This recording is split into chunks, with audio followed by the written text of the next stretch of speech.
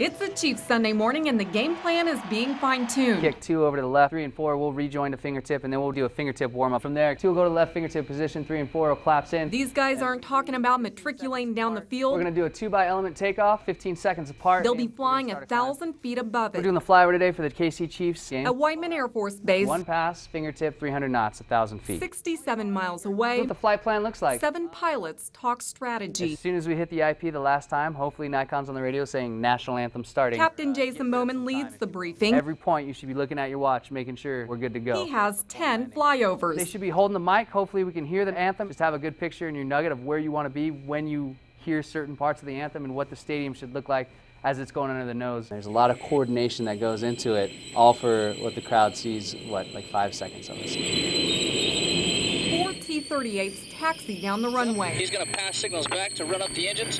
We're staring at each other, making sure no one's going to run into anybody. Looking at my engine instruments, everything's good. Now we'll see 1 and 2 go away. And release brakes into burner. There's 1 swing. There's 2 swings. Handle up, lights out, flaps are up. We're cleaned up, ready to go. It's 11:25, and while fans at Arrowhead Stadium are tailgating, the pilots here at Twyman are taking off. It looks smooth from the ground, but up here you can see how bumpy it is. They're in a holding pattern over Lee Summit, flying a pre-planned square, waiting for their cue, the national anthem. This is training for us. You know, we're flying 3 feet away from 2 other airplanes. We would be flying these hours anyway. The fact that we're doing it on a Sunday and we just happen to be flying over the stadium, that just benefits everybody. Inside the stadium, a ground crew waits to signal from 2 places. Get people thinking that America feeling, that USA feeling, you know, give pride in what their country can do. That's just an absolute honor for us. It all comes down to timing in a walkie-talkie. And the home of God.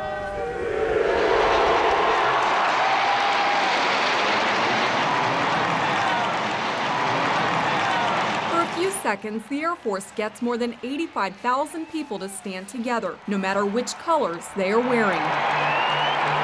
It's a good job to have, that's for sure. And in we go. We're going to land, debrief real quick, jump in a car, and then we're heading up to Arrowhead. Start pulling that power nice and slow. Carrie Stoll, KMBC 9 News. Nice, easy landing.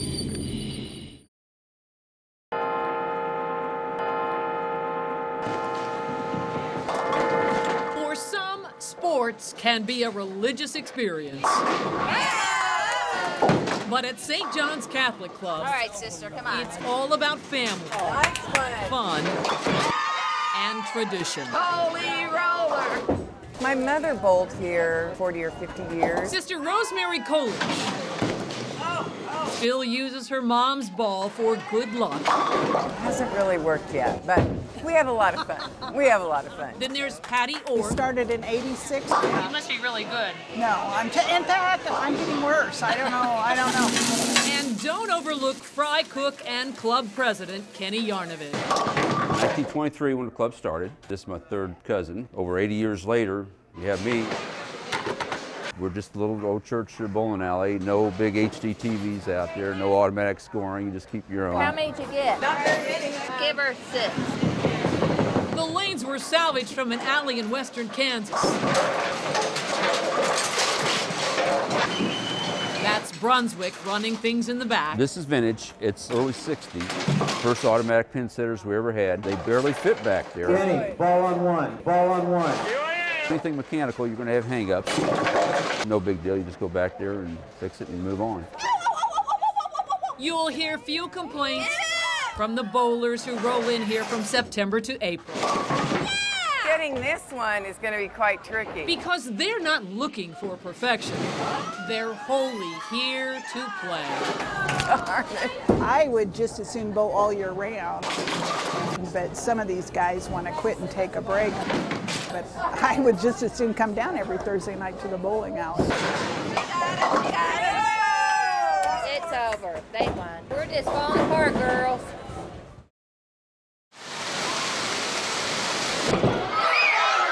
People on the outside, he looks like a child of summer doing laps in the big pool. Nikita up.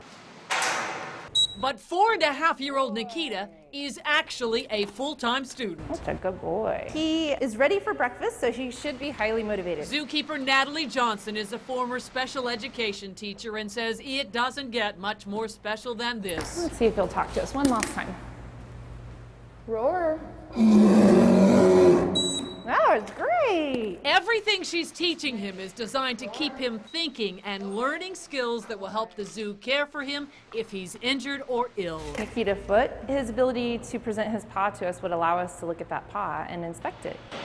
Visitors watching him in this lumbering game of catch have no idea this is actually part of his homework. Johnson stands on a catwalk over his 140,000-gallon playpen, signaling commands that he follows so he can snarf up part of his daily 18 pounds of fish. I thought it was cool, actually, because it was doing a lot of tricks, and I thought it was really fun. It's also never seen a polar bear before. I think you'd be correct to call him our rock star. Zoo director Randy Wistoff says he's a star that rose at just the right time for the zoo. The payoff for a promise made to voters who approved a bond package in 2004 to pay for this $11 million project. But if Nikita is the most popular kid in the class, zoo officials hope he will also be one of their best teachers. Nikita also carries our message of conservation, what's going on this planet. These kids that come running through here screaming and want to see Nikita, those are the future of this planet. We need in this country, especially little kids who want to be scientists and help us figure out what to do with this planet Earth.